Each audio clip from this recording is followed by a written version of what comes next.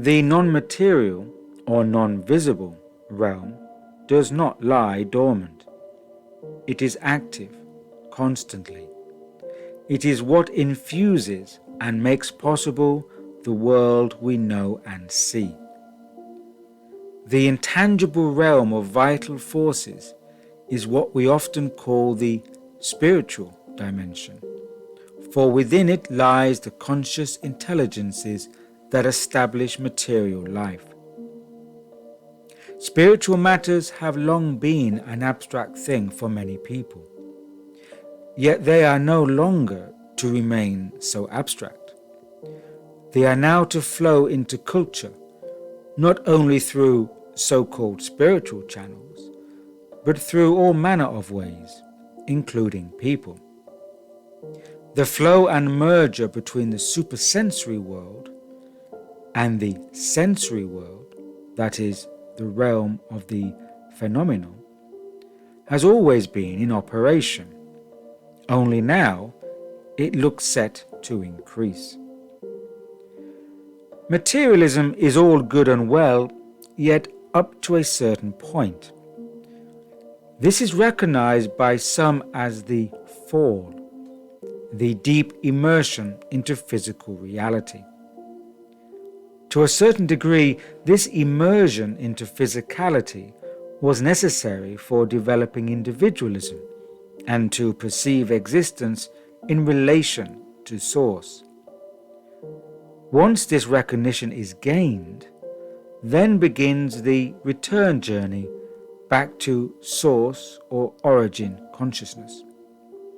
However, if a species remains too long within the grip of materialistic forces, then a hardening or deadening can occur that crystallizes certain faculties and organs of perception, which leads to an evolutionary stagnation. As such, the stagnation of evolvement can be due to the over-influence of entropic forces. The impulse of spiritual knowledge, that is, developmental forces, descending into the physical world, has been opposed by other forces that do not wish for people to discover their inner freedom. Yet this time, this moment in human development has been foreseen and, on some levels, even planned for. What is to come about has been viewed as inevitable by those who know what is at stake. The entropic forces that exist in opposition aim to over-materialize materialism. They intend to deepen the entanglement within physical matter and to create artificial material forms that would not have arisen in the natural course of human evolvement. This is a matter of exercising certain powers upon the physical plane. This is being applied in such a way as to block a renewal of human culture beyond materialism and to direct it into a new form of materialism, a more etheric form that seems unmaterial. This is what I refer to as the fallacy of materialism. The digital virtual realms, whilst seeming contrary to physical materialism, are in fact working to deepen human entanglement in material forces. These digitized spaces, because of their sense of non-physicality, are really an etheric manifestation of materialism, or rather a realm of theoretical materialism.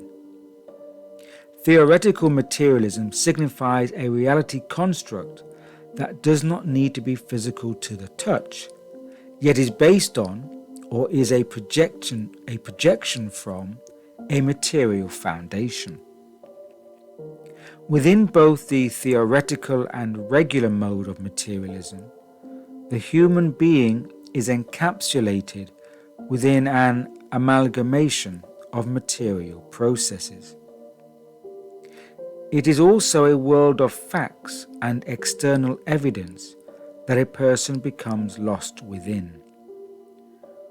All life experience proceeds from this material realm, and this conditions the human being to gain a view of life that is factually based and to accept that there is no other reality except this world of materialism and factual experience.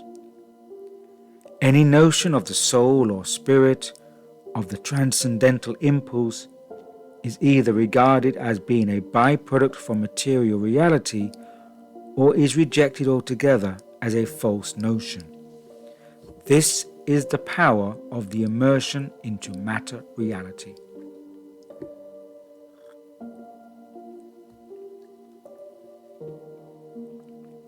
Deep materialism finally becomes a cosmology of entropy and decline. It leads to mechanical, artificial modes of thinking that eventually brings about a stagnation in those forces driving human development. If continued, these materialistic forces carve out a path of technological advancement and evolution that further blocks vital spiritualized forces. In this route, the human being strives for greater material benefits, yet neglects the vital human forces of spiritualized connection. Our current epoch is concerned with the development of the material world, and if the human being is not to degenerate totally into a mere accomplice of machines, then a path must be found which leads from the mechanical impulse towards a life of the spirit. However, entropic forces are in play that are opposed to forms of spiritualization or spiritual freedom, and which work to reduce and eventually dispose of spiritual seeking and to replace it with an ethereal and otherworldly virtual paradise where all needs can be fulfilled by illusion. A part of this supra-materialism is the notion of immortality that is arising through transhuman tropes. This can be referred to as the immortality falsehood, as it works not through the spirit soul, but through a prolongation of the physical life experience by merger with machinic forms. This is a mode of potential immortality within the physical sphere, but not within the spiritual. In the end, it is an entrapment, for it disavows the inner spirit release from the physical domain. This can lead to a state of soullessness within the human being, as the contact with Source becomes, over time, diminished. Or perhaps this materialistic transhumanist agenda will attract those people already without full spirit-soul incarnation. It may be that there are people walking around in physical incarnation, in physical bodies, yet who are lacking, for want of a better word, a soul. Rudolf Steiner made note of this 100 years ago when he said, quote, "A kind of surplus of individuals is appearing in our times who are without egos, the I, who are not truly human beings. This is a terrible truth. They make the impression of a human being if we do not look closely, but they are not human in the fullest sense of the word." End quote. Steiner warned us to be aware that what we encounter as human beings in human form may not always have to be what it appears to be. He stated that the outer appearances can be just that, appearance. He went on to state, quote, We encounter people in human form who only in their outer appearance are individuals. In truth, these are humans with a physical, etheric and astral body, but beings are embodied in them, beings that make use of these individuals in order to operate through them." End quote. What this refers to is that human bodies can be vessels for other beings to operate through. This makes us realize that the world of spirit may not always be what we have thought it to be. In other words, it may not be all divine light and ascension. It also involves the aspect of discernment. For there are players and forces that wield a great deal of influence within the physical world. And some of these influences act through the presence of certain individuals that may appear outwardly normal. In this light, a completely different kind of spirituality is at work in present-day humanity. It may be inferred, without sounding dramatic, that certain power groups and their important individual members are influenced and perhaps dominated by a non-human species of being that are intent on implementing non-human objectives. Such groups and individuals would, in this case, exhibit a distinct lack of soul, i.e., empathy and compassion, and would appear to others as displaying almost sociopathic tendencies. Yet at the same time, such people can appear unusually charismatic and are able to exert great influence over other people, especially with their words and speeches, whilst being themselves emotionally stunted.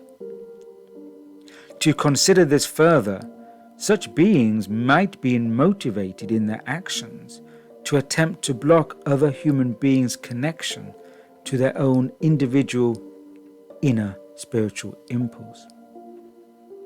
By a range of actions, they could focus on distracting people away from the notion of a metaphysical reality and of their inherent connection to Source, or a realm of vital conscious intelligence beyond matter reality.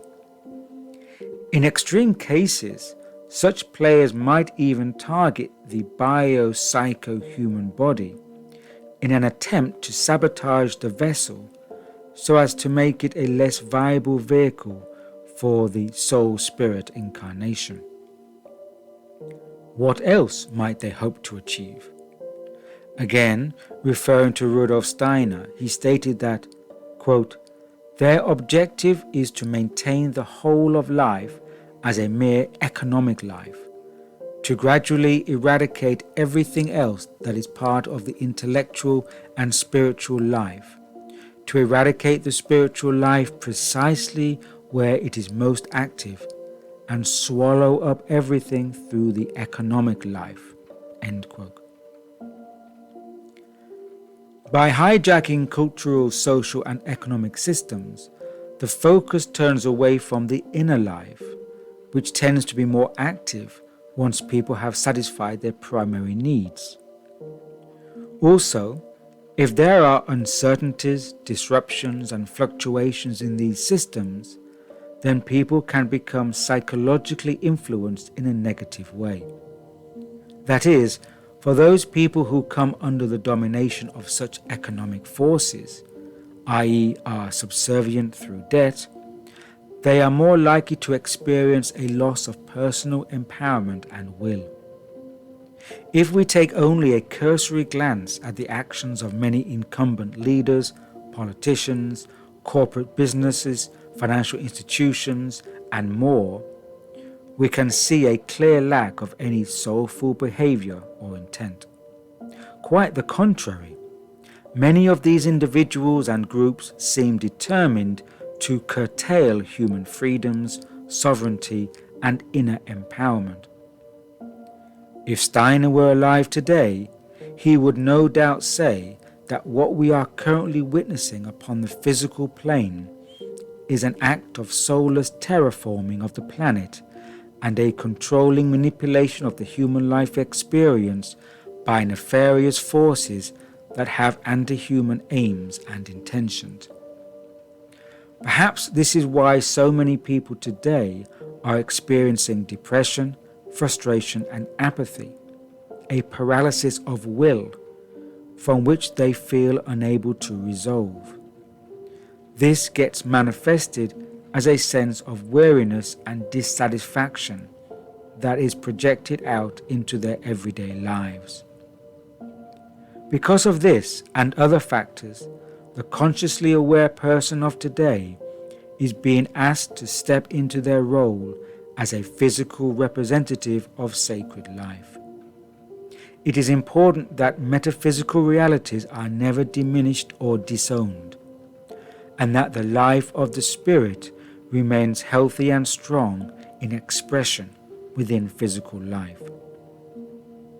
If there is ever a struggle against the human soul, then we may be witnessing this in these current times.